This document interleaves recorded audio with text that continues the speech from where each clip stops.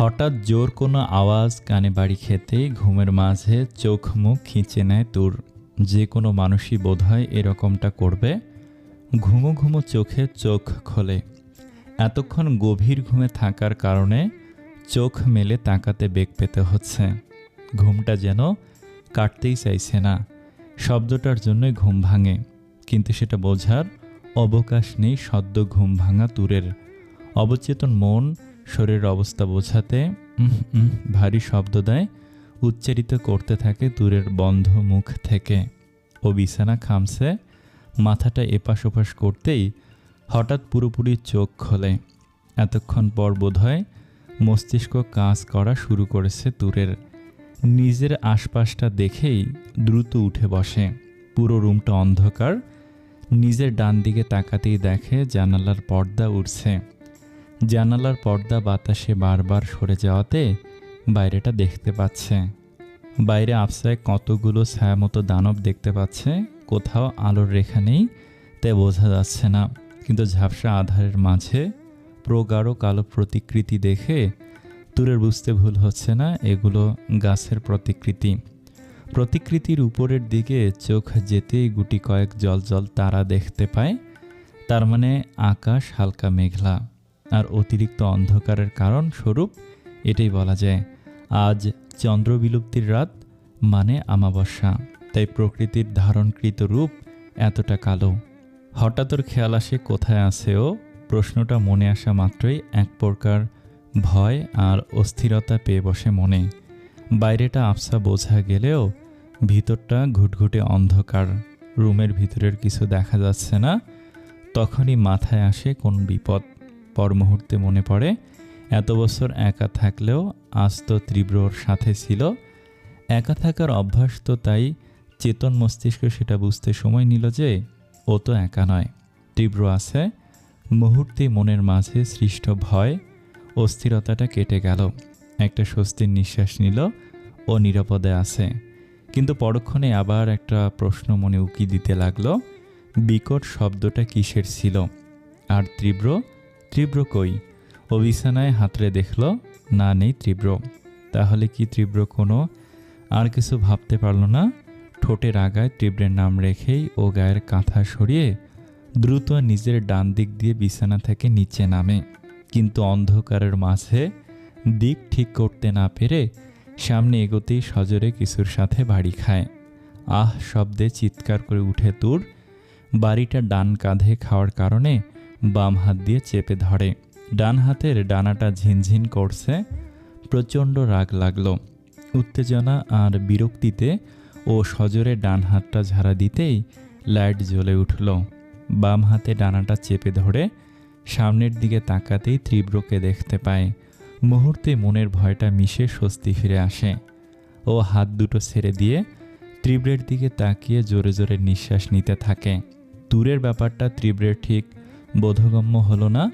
ও জিজ্ঞাসাসূচক দৃষ্টি দিয়ে তুরের কাছে জানতে চাইবে তুর কি হয়েছে, কিন্তু তা বলার সুযোগ দিল না তুর। তীব্র শুধু তুর শব্দটা উচ্চারণ করতে পারল। সেই মুহূর্তে তুর অনেকটা দৌড়ে তীব্রের দিকে এগিয়ে গেল। তীব্র সামনে একটা টেবিল দেখল। তুর, সাবধান! কিন্তু তুর কিছু বুঝে ওঠার আগেই টেবিলের সাথে প্রচণ্ড জোরে ধাক্কা লেগে আঘাত পায় হাঁটুতে। সাথে সাথে এক হাঁটু গেড়ে বসে ব্যথায় হাঁটু চেপে ধরে। প্রচণ্ড লেগেছে। এটা দেখে তীব্র বলদের মতো তাকায় তুরের দিকে। ও কি করবে বা তুর কি করতে চেয়েছে কোনোটাই ওর বোধগম্য হয়নি। বোঝার চেষ্টা করছে। নিজের ব্যথাটা সামলে বড় বড় নিঃশ্বাস নিয়ে ছলছল চোখে তীব্রের দিকে তাকিয়ে কয়েকটা ঢোক গেলে। কিছু বলতে চেয়েও পারল না। কোনো কিছু যেন গলায় দলা পাকিয়ে ভারী হয়ে আটকে আসছে। ঠোঁট কামড়ে কান্নাটা আটকানোর চেষ্টা করলো। খুব রাগ লাগছে নিজের আর তীব্রের প্রতি। তীব্রের কিছু হলো কিনা এমন অদ্ভুত ভাবনা আনলো কিভাবে, আর ওকে দেখে কিভাবে ওর বুকে ঝাঁপিয়ে পড়তে চাইল। আর তীব্রের প্রতি রাগ লাগছে। ও কেন ওকে থামতে বলল? না হলে ঠিকই তো চলে যেতে পারতো ওর বুকে। উভয়ের কারণে রাগ লাগলো, কিন্তু কেন জানা নেই। নিজেকে সামলে দ্রুত উঠে দাঁড়ালো। নিজেকে ঝাড়তে ঝাড়তে আর চোখে তীব্রের দিকে তাকিয়ে আবার নিজের দৃষ্টি ওর থেকে লুকাতে চাইল। চোখে যে পানি তীব্রের কাছে সেটা শরীরের ব্যথার মনে হলেও আসলে কি তাই? তীব্র বলদের মতো তাকিয়ে থাকলো, এবার অট্টহাসিতে ফেটে পড়ে। হাসতে হাসতে গড়াগড়ি খাচ্ছে। তীব্রের প্রতি রাগ আর বিরক্তি দুটোই আসছে। ও রেগে বলল, পাগলের মতো হাসছেন কেন? আসলে হাসির জন্য জবাব দিতে পারল না। আসলে আমি... চুপ করুন। আচ্ছা ঠিক আছে। কিছুটা হাসি থামলেও হাসির রেশ না। তা তুমি এভাবে দৌড় দিচ্ছিলে কেন? নিশ্চয়ই পালানোর জন্য। বলে আবার হাসি শুরু। এমনি তুরের ভালো লাগছে না, তার ওপর তীব্রের গা জ্বালানো এসব কথা। হ্যাঁ ঠিক, আপনাকে মেরে এখান থেকে পালাতে চাইছিলাম। বলেই রাগে গজগজ করতে থাকে। তীব্র আরেক ধাপ হাসি দিয়ে বলল, বড়দের সাথে বেয়াদবির ফল, উচিত শিক্ষা হয়েছে। তুরের কথাটা সহ্য হলো না। যে টেবিলের সাথে বাড়ি খেয়েছে তা লাথি দিয়ে ফেলে দিল। কিন্তু তাতে তীব্রের হাসি বেড়ে গেল। তুর আরও রাগী দৃষ্টি দিল তীব্রের দিকে। কি হলো? এভাবে দেখছো কেন? খুন করবে নাকি? যেরূপ দেখিয়েছেন আপনি তাতে এটা স্বাভাবিক। এমনিতেও আমাকে মারার জন্য অনেক কারণ আছে তোমার। কথাটা শুনে রাগে উত্তেজিত হয়ে তুর নিজের আশপাশটা দেখল, কিন্তু তেমন কিছুই পেল না। ওদিকে তুরকে আরও রাগানোর জন্য কটাক্ষ বাণী ক্রমাগত উচ্চারণ করে যাচ্ছে তীব্র। ও চাইছে তুর রাগুক, আর হচ্ছেও তাই। নিজের রাগকে কন্ট্রোল করতে না পেরে পাশে থাকা ড্রেসিং টেবিলটাই ফেলে দিল তুর। আর সঙ্গে সঙ্গে তার আয়নার কাঁচ তীব্রের পায়ের কাছে গেল। এটা দেখে তীব্র চোখ বড় বড় করে বলে ওঠে, বাপরে, এত তেজ! গ্রেট ইয়ার। পরক্ষণে দুষ্ট হাসি দেয়। ঠিকই আছে, তীব্রের বউয়ের যদি এইটুকু তেজ না থাকে তাহলে মানায় না। আফটার অল ঝালমরিচে তেজ থাকলেও মানুষ সেটাই বেশি পছন্দ করে। আর তুমি তো এখন সব দিক দিয়ে নাগামরিচ। লুক, বিহেভ, তুরকে আপাদমস্তক পর্যবেক্ষণ করে, ফিগার, সব দিক দিয়ে জাস্ট ওয়াও আঙুল দিয়ে ইশারা করে। আপনি... প্রচণ্ড রেগে তীব্রের দিকে এগিয়ে যায়, কিন্তু পরক্ষণেই নিচের কাঁচের দিকে চোখ যেতে তীব্রের কাছাকাছি গিয়েও থেমে যায়। পার সামনে বাড়াতে পারে না। কোন কাছে পা দেবে তা খোঁজার চেষ্টা করে। কোনোটাই যেন তুরের পা রাখার জন্য প্রস্তুত না। আবারও নিজের মাঝে অশান্ত হয়ে পড়ে। তীব্রের এক হাত দূরত্বে তুরের থেমে যাওয়ার কারণ জানার লক্ষ্যে নিচে তাকায়। কাঁচগুলো ভেঙে আছে। ও একবার তুরের নিচে নামানো চোখের দিকে, আর একবার কাঁচের প্রতিবিম্বের দিকে নজর দেয়। তুরের চোখ মুখে পা কাটার ভয় নয়, বরং অস্বস্তি। অদ্ভুতময় শ্বাস ওঠানামার অস্বস্তি। কি করবে বুঝতে পারছে না তুরের পা উঠিয়ে কাঁচে পা না রাখার কারণ আবিষ্কার করতেই ঠোঁটের কোণে বাঁকা হাসি ফোটে তীব্রের। এই কাঁচে পা রাখলে পা কাটার সম্ভাবনা নেই, কারণ প্রতিটা টুকরো বড়। কিন্তু তবু তুর পা না রেখে নিচের দিকে তাকিয়ে নিজের ডান পাটা রাখার জায়গা খুঁজছে। কারণ কাঁচের আয়নার প্রতিটি টুকরোতে তীব্রের মুখের ছবি প্রতিফলিত হয়েছে। তাই তুর পা উঠিয়ে তাতে পা রাখতেই পারছে না। বাচ্চা বলতে ভুল হবে, পা দেওয়ার কথা ভাবতেই পারছে না। তীব্রর অবস্থা বুঝতে পেরে নিজেই কাঁচে পা দিয়ে তুরের দিকে এগিয়ে গেল। তুর মাথা তুলে তীব্রের চোখে চোখ রাখে। তুরের চোখে স্বস্তির আভা দেখতে পায়। গভীর চোখের প্রণয়ী দৃষ্টিতে তাকিয়ে আছে তীব্রের দিকে। বেশিক্ষণ নিজের দৃষ্টি স্থির রাখতে পারে না তীব্র ওই চোখে। চোখ বন্ধ করে নেয়। পরক্ষণে চোখ মেলে তুরের গাল নিজের দুহাতে আবদ্ধ করে মোহিত কণ্ঠে বলে, যেহেতু তোমার কাছে হাজারবার মরতে চাই, তাই আমাকে মারার ব্যবস্থা আমি করে দিচ্ছি। এই কাজগুলোর জন্য পারছো না, তাই না? নিশ্চুপ তুর তীব্রের স্পর্শে চোখ বন্ধ করে দাঁড়িয়ে আছে। এমতো অবস্থায় তুরকে দেখে আর কিছু না বলেই কোলে তুলে নেয় তীব্র। হঠাৎ তীব্রের এমন আক্রমণে হুঁশ ফেরে তুর ছটফট করতে থাকে, আর তীব্র মুগ্ধ নয়নে ওকে দেখতে থাকে। ছাড়ুন আমাকে, কোলে নিলে কাউকে মারা যায় নাকি? নিজেকে ছাড়ানোর এমন বোকা কথায় তীব্রের হাসি পায়। এই মেয়ে, তুমি আমাকে যেভাবে মারতে চাও না কেন, আমি যেভাবে মরতে চাই তার জন্য এটাই পারফেক্ট।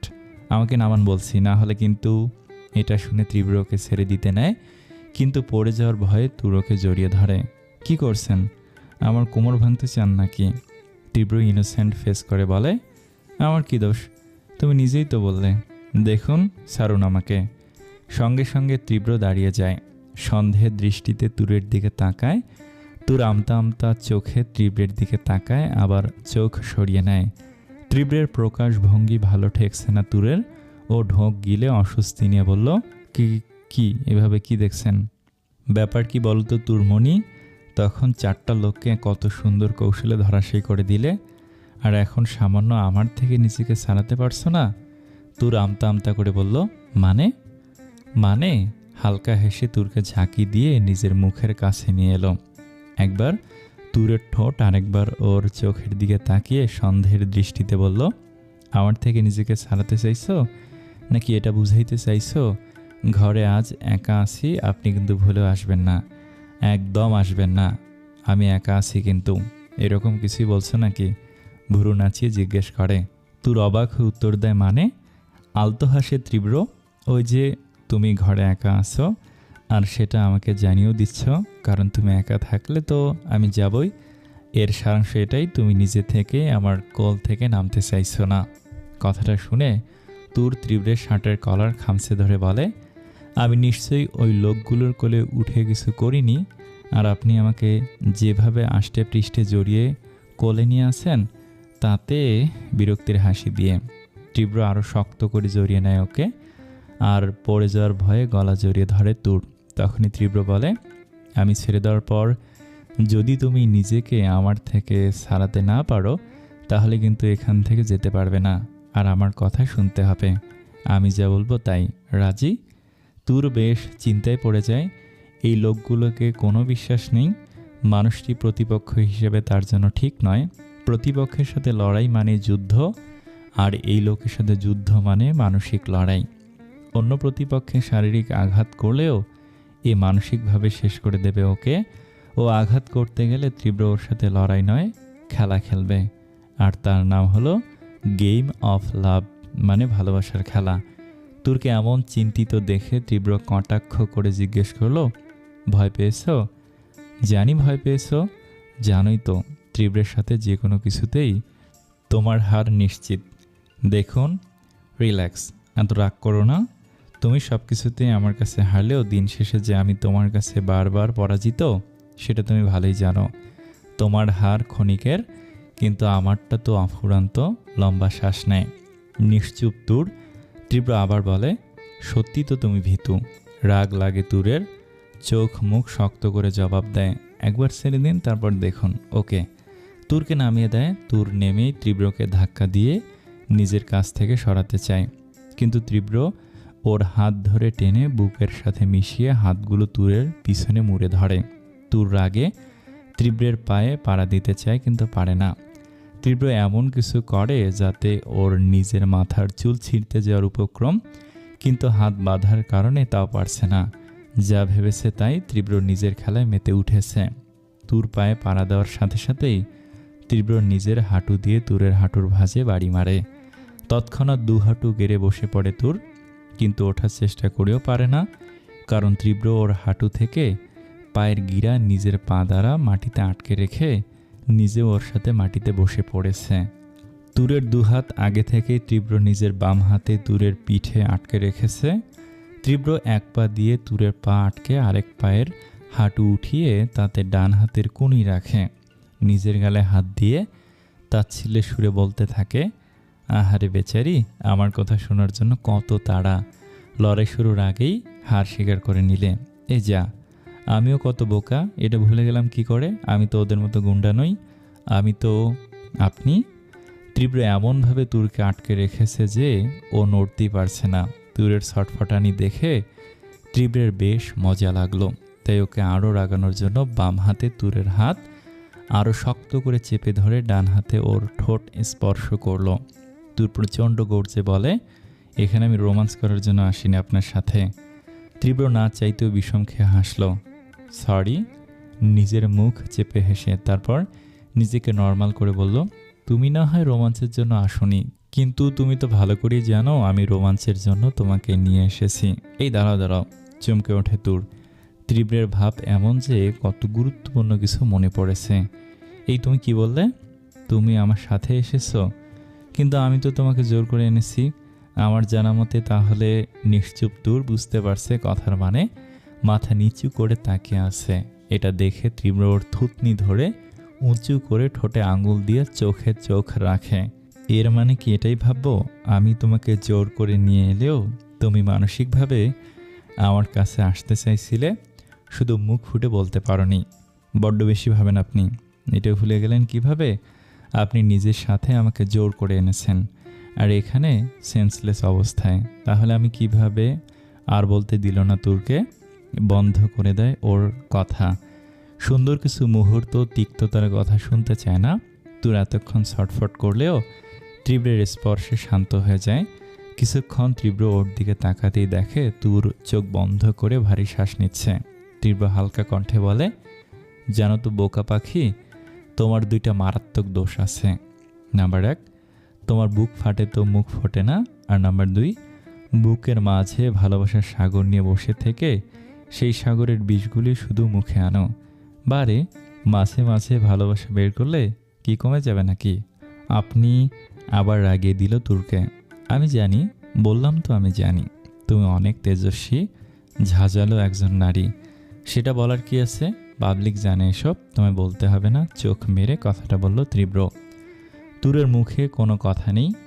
মেয়েরাও বোধহয় এতটা কনফিউজড করতে পারে না যতটা তীব্র করেছে। হঠাৎ তীব্র চিৎকার করে বলল, তুর। সকুচিত হয়ে তুর জবাব দেয়, কি? তুরের গালে হাত দিয়ে বলে, চলো একটা খেলা খেলি, যার নাম। ভুরু কুচকায় তুর, বাঁকা হাসে তীব্র। এত নেগেটিভ ভাবো কেন? আমি যে খেলতে চাই তার নাম। তুরের দিকে গিয়ে, বাঘবন্দি খেলা। সরি, ওটা হবে বাঘিনী বন্দি খেলা হবে। তুমি তো ফিমেল। তুর নিজের শরীরটাকে ঝাড়া মেরে বলে, আমাকে কি আপনার শত্রু ভাবছেন নাকি? হেসে ওঠে তীব্র, অবশ্যই। বিয়ের পর থেকেই তুমি আমার শত্রু। কোনো এক মহাপুরুষ বলেছেন, বিয়ে আর যুদ্ধে শুধু একটাই তফাৎ, যুদ্ধে শত্রুর ক্যাম আলাদা হয়, আর বিয়েতে একসাথে থাকতে হয়।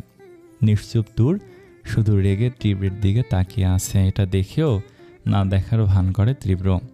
আমাকে কি এভাবে আটকে রাখবেন? ছাড়লেই তো ছটফট করবা, যদিও ভালোই লাগে। ছাড়ুন। চোখ পাকিয়ে কথাটা বলল তুর। যদি আমার কথা শোনো তো তবে। মুখ ফিরিয়ে বলল, কখনো না। তীব্র মুখটা নিজের দিকে ঘুরিয়ে নেয়।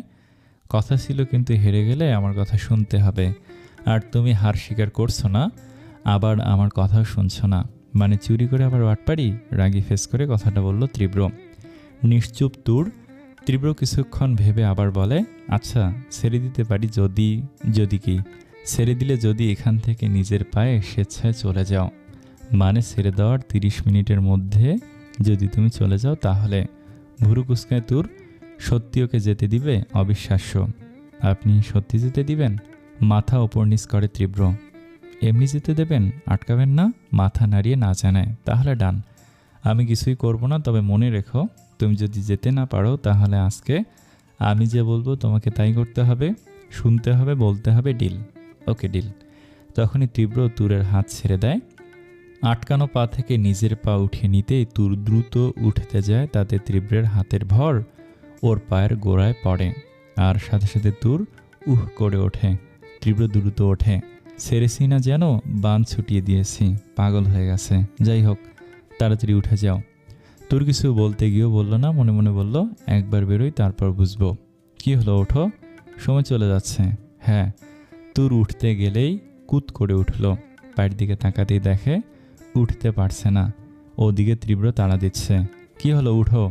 তুর জোরে ট্রাই করতেই প্রচণ্ড ব্যথায় চিৎকার করে উঠল। তীব্র দ্রুত ওর কাছে গিয়ে বলল, কি হলো? পা ব্যথা করছে, উঠতে পারছি না। কই দেখি। তীব্রর ব্যথা পাটা দেখলো, তারপর বেশ দুঃখী মুখ করে বলল, এই যা, তোমার পা তো মুচকে গেছে। এবার তুমি কি করে বাইরে যাবে? বাইরে ছাড়ো, হাঁটবে কিভাবে? আমার পা নাড়াতে পারছি না। আর আপনি? এই দাঁড়ান। আমি বলার আগেই আপনি কিভাবে বুঝলেন আমার ডান পায়ে লেগেছে? আপনি তো আমার ডান পায়ে পড়েছিলেন। মানে আপনি ইচ্ছে করে বলেই কান্না শুরু করে দিল বাচ্চাদের মতো। বুঝতেই পেরেছ? তাহলে আর কি বলবো? এখন 30 মিনিট কেন? সারা রাতেও পারবে না যদি না আমি চাই। বাইরে তো ছাড়ো, বাথরুমেও না। আপনি এটা করতে পারেন না। সরি বেবি, করে ফেলেছি। যুদ্ধ আর প্রেমে নাকি সব কিছু জায়েজ, আর উভয়টাই কোনো কিছু পরিকল্পনা মতো হয় না।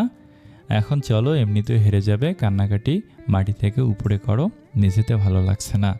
বলেই তুরকে কোলে তুলে নেয়, আর তুর প্রায় কেঁদেই দেয় বাচ্চাদের মতো ভ্যা ভ্যা করে। আপনি এভাবে আমার সাথে শত্রুতা করলেন? যুদ্ধ মানে শত্রু শত্রু খেলা, যুদ্ধ মানে আমার প্রতি তোমার অবহেলা। তীক্ষ্ণ দৃষ্টি নিক্ষেপ করে তুর, তাই দেখে তীব্র ন্যাকামি করে বলে, ওলে বাবুটা, এটা আমার না বাংলা ছবির কমন ডায়লগ। তীব্র কানফাটানি চিৎকার দেয় তুর। তুরের চিৎকার সহ্য করতে না পেরে বিছানায় ছুঁড়ে মারে তুরকে। তুর নিজের কোমর ধরে চিৎকার করে বলে, আপনি কি ঠিক করে রেখেছেন আমাকে না মেরে ক্ষান্ত হবেন না? নিজের কোমরে হাত দিয়ে মুখ দিয়ে শ্বাস ছাড়ে তীব্র, বড্ড বেশি বাজে বকো তুমি। তো কি করব? রেগে জবাব দেয় তুর, অসহ্য তুমি, জানি আমি। এটি শুনে তীব্র তেরে তুরের কাছে যায়। ওর ডান পায়ে ব্যথা, তাই বাম পাটা টান দিয়ে তুরকে নিজের সাথে মিশিয়ে নেয়। তুর নিজেকে ছাড়ানোর জন্য তীব্রের পিঠে কাঁধে কিলঘুষি খামসি দিতে শুরু করে। ও পাগলের মতো খামসি কিলঘুষি দিতে ব্যস্ত, ওদিকে তীব্র বিছানায় পা ঝুলিয়ে বসে তুরের কোমর পেঁচিয়ে আছে। ছাড়ুন আমাকে তীব্র, আগে নাগিনের মতো ফোঁসফোঁস করা বন্ধ কর, তারপর। করব না। তাহলে কি করবা? কামড়ে দিবা? বিষ আছে মারার মতো? এইটা শুনে তুর শান্ত হয়ে বড় বড় নিঃশ্বাস নিয়ে তীব্রের দিকে তাকায়। সেটা দিলেই বুঝতে পারবেন। মৃদু হাসে তীব্র, তাহলে দাও না, দেখি কতটা লাগে। আফটার অল একটা কিউট স্ন্যাক। বিষের ভয় হলেও কামড়েন না, দেখি বিষের ঔষধ আছে কিনা আমার কাছে। আপনি রেগে কিছু বলতে গিয়েও থেমে যায়। কি আমি? থেমে গেলে কেন? দাঁতে শক্তি নেই নাকি? তোর চুপ।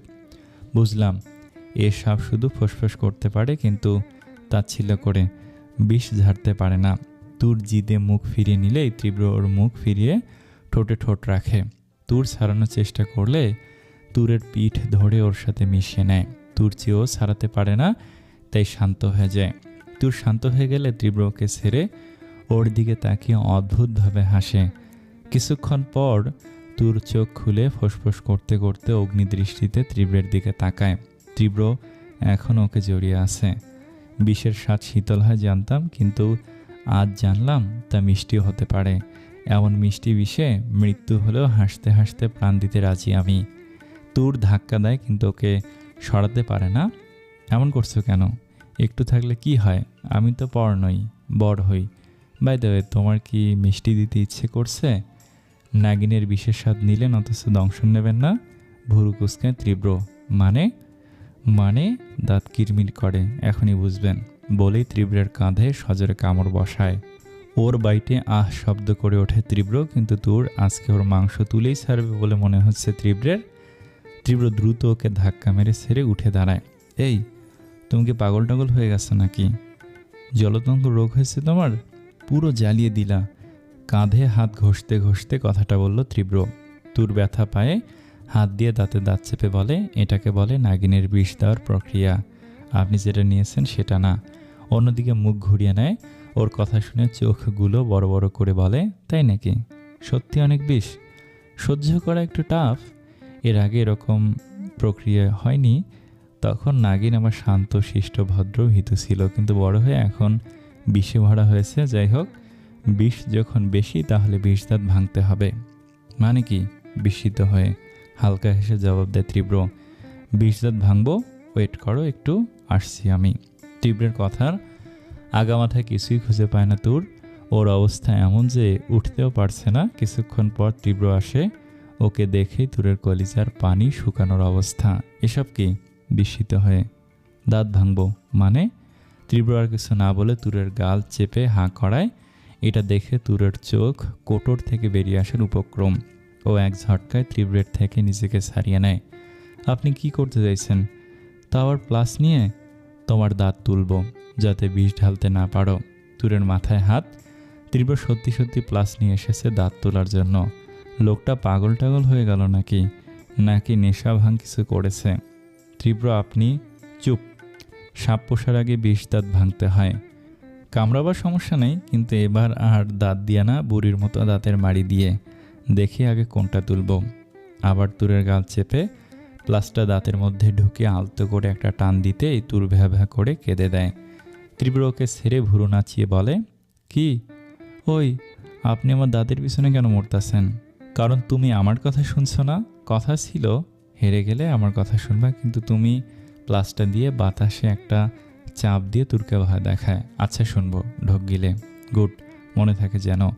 তীব্র উঠে খাবার নিয়ে আসে। তোর এমনিতেই কিছু খায়নি, পেটে খিদে চোঁ করছে, তবু বলল আমি কিন্তু খাবো না। ভুরু কুচকে তীব্র, তোমাকে খেতে কে বলল? আমি তো আমার জন্য এনেছি। মানে?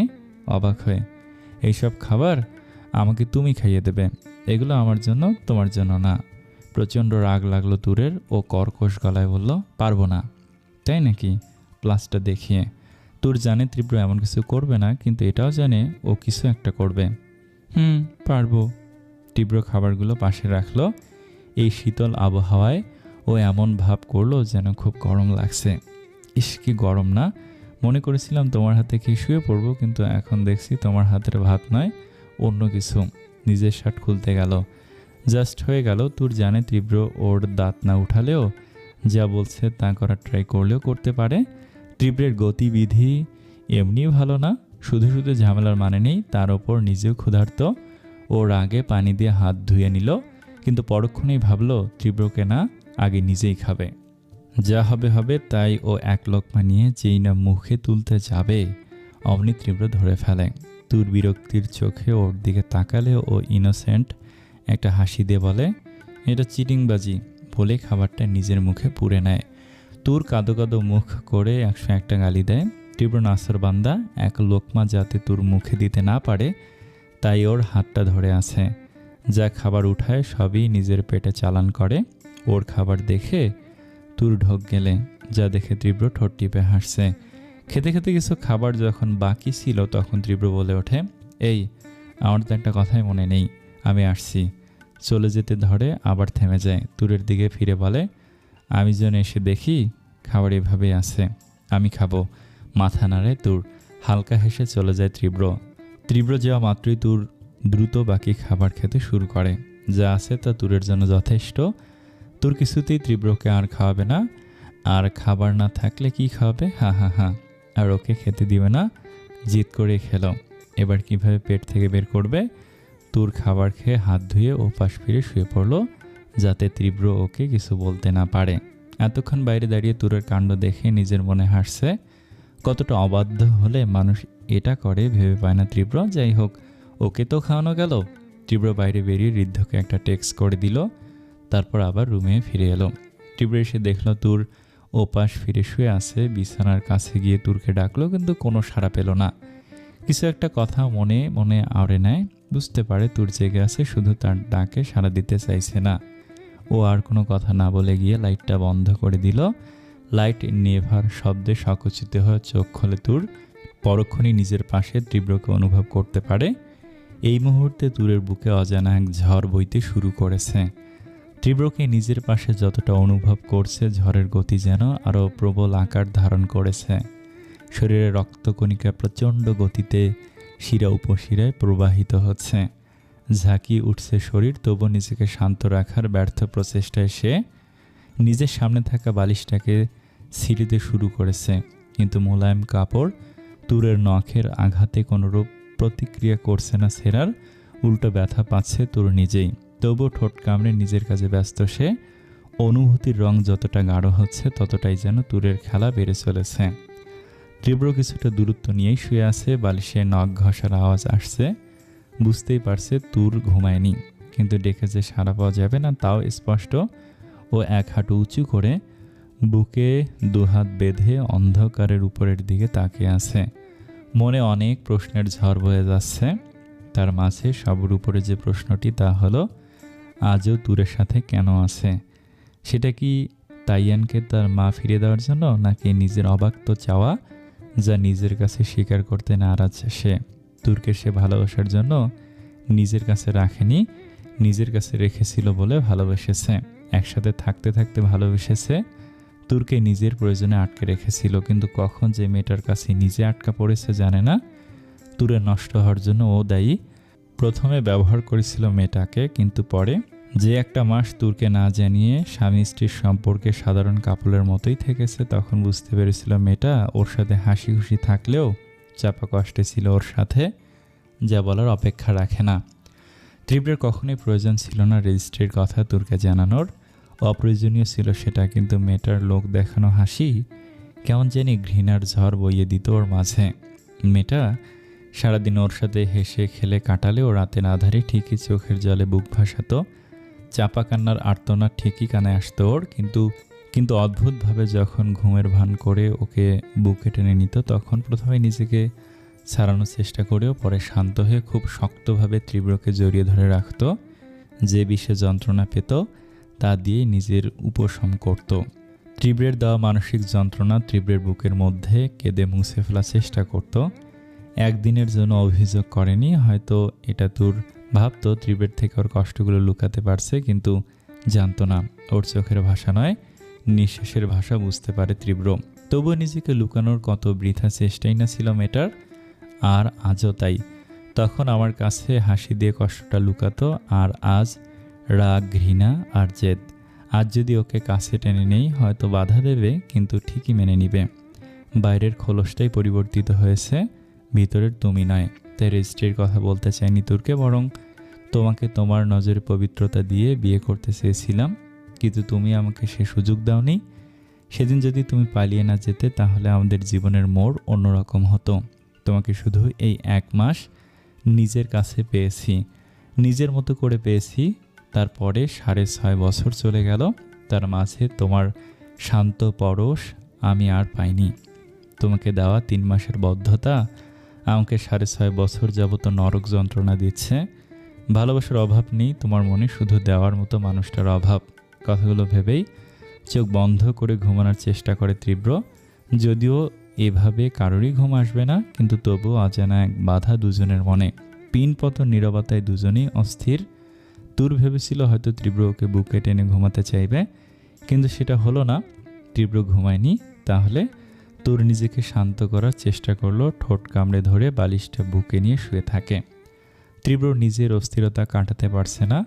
তুর চোখ বন্ধ করে শুয়ে আছে। তুর নিজের পাটা নাড়াতেই ব্যথা টনটন করে ওঠে। ঠোঁট কামড়ে সহ্য করে নিশ্চুপ। কিছুক্ষণ পর সে আছে তীব্র, ঘুম যে আসবে না তা জানা। তীব্র তুরের দিকে তাকায়। তুর অনড়ভাবে শুয়ে আছে। কি মনে করে ওর কাছে যায়, তুরের দিকে এগিয়ে বাম কনুয়ে ভর দিয়ে ডান হাতে ওর কপাল স্পর্শ করে। তীব্রের আকস্মিক ছোঁয়াতে কিছুটা ঘাবড়ে যায়, তবু কিছু বলে না। তীব্র কিছুটা ভুরু কুঁচকে অন্ধকারে তুরের কপালে এমনভাবে স্পর্শ করছে, তুরের মনে হলো ও কিছু খুঁজছে। পরক্ষণেই তুরের ঝুঁটি থেকে বেরিয়ে আসা এক গুচ্ছ চুল নিজের আঙুলে পেঁচিয়ে নেয়। কি করছে মাথায় কিছুই আসছে না তুরের। তীব্র তুরের চুলগুলো ছেড়ে নাকে হাত দেয়, কিছুটা ভুরু কুঁচকায় তুর। নাকের শ্বাস চেক করে কি বুঝতে চাইছে, মরে গেছি নাকি বেঁচে আছি। মাথা চুলকাতে ইচ্ছে হলো, কিন্তু না, সেটা করা যাবে না। তীব্র নাক থেকে নেমে ওর ঠোঁটে বুড়ো আঙুল স্পর্শ করতেই তুরের চোখগুলো বেরিয়ে আসার উপক্রম। পরক্ষণেই তীব্র কানে আলতো ফু দিতেই তুরের বুকে অদ্ভুত কিছু অনুভব হয়। পুরো শরীর কেঁপে কেঁপে উঠছে, মনে হচ্ছে নিজের শরীরের কোনো ভর নেই, হাওয়ায় ভাসছে ও, তবুও ও চুপ। তুরের এমন নীরবতা যেন তীব্রের কাম্য নয়। ও চায় তুর যে কোনো পরিস্থিতিতে নিজেকে প্রকাশ করুক। যতক্ষণ না পর্যন্ত তুর নিজের চাপা অভিমানটা না দেখাবে ততক্ষণ কিছু ঠিক হবে না, কিন্তু তুর জেগেও কোনো রিয়াক্ট করছে না। তীব্র তুরের চুলগুলোকে আবার আঙুলে পেঁচিয়ে নিল। ওর কানে আলতো করে চুমু দিতেই তুর শিউরে ওঠে। হালকা হাসলো তীব্র। তুরের একদম কাছে গিয়ে তুরের গালে নিজের মাথার ভর দিয়ে ওকে শক্ত করে জড়িয়ে ধরে। তুরের দম বন্ধ হওয়ার উপক্রম। লোকটা আবার ওর দুর্বলতার সুযোগ নিতে চাইছে। তুর কিছুটা নড়ে উঠতেই তীব্র ওকে শক্ত করে জড়িয়ে গালে চুমু দিয়ে আবার মাথা রাখে গালে।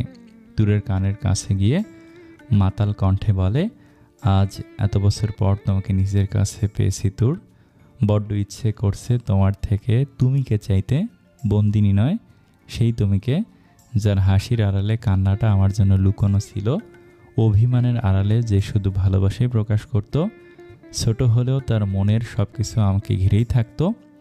যার আমার দেওয়া কষ্টের চেয়েও বেশি ভয় আমাকে হারানোর ছিল, সেই তুমিকে চাই আমার। তার ভালোবাসা হারাতে দেবে আমায়? তুর কিছু বলতে পারলো না। তীব্র ওকে নিজের প্রতি দুর্বল করতে চাইছে, কিন্তু তুর তো তা কিছুতেই হতে দেবে না। যে করেই হোক তীব্রের কাছে হারতে দেবে না নিজেকে। কিন্তু কি করে? তীব্র ওর কাছে আসতে চাইলে কিভাবে আটকাবে ওকে? তীব্র কি ওর বারণ শুনবে? নিজে বা কিভাবে তীব্রকে দূরে সরিয়ে দেবে? তীব্র এখনও তুরের কোনো সাড়া পেল না।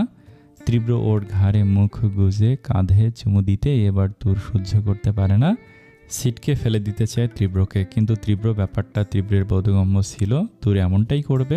আগে থেকে ওকে প্রচণ্ড শক্তভাবে জড়িয়ে ধরেছিল, তাই তুরের ধাক্কায়ও তুরকে এক চুলও ছাড়েনি।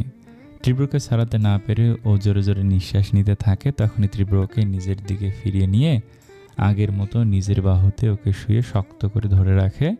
তুর না পেরে এবার বলে ওঠে, তীব্র ছাড়ুন আমাকে, আমি চাই না আপনার সাথে থাকতে, আর না আপনার ছোঁয়া। এক হাত তীব্রের পিঠের নিচে, তাই তুর এক হাত দিয়েই ওকে দূরে সরার চেষ্টা করে। প্রচণ্ড জোরেই কিল ঘুষি মারতে থাকে, কিন্তু তীব্র কোনো রিয়্যাক্ট করে না। তুর কি বলছে তার কোনো খেয়াল ওর নেই। হঠাৎ ওর হাত আটকে নেয় তীব্র। তুর কিছু বলার আগেই তীব্রকে চুপ করিয়ে দেয়। তীব্রের ছয় শান্ত হয়ে যায়। ও বুঝতে পারে শক্তি দিয়ে পারবে না তীব্রের সাথে। ও যত নিজেকে ছাড়ানোর চেষ্টা করবে, তীব্র ততটাই ওকে নিজের কাছে পেতে চাইবে। তুরের শান্ত ভঙ্গিমায় তীব্র ওর ঠোঁট ছেড়ে ওর কপালে চুমু আঁকে।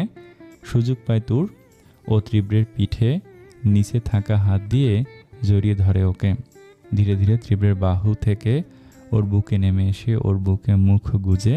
তীব্র তখনও তুরের মাঝেই ছিল, কিন্তু এরকম করাতে ওর হাতের বাঁধন আলগা হয়ে আসে, আর তুর সেই সুযোগে শক্ত করে জড়িয়ে ধরে ওকে।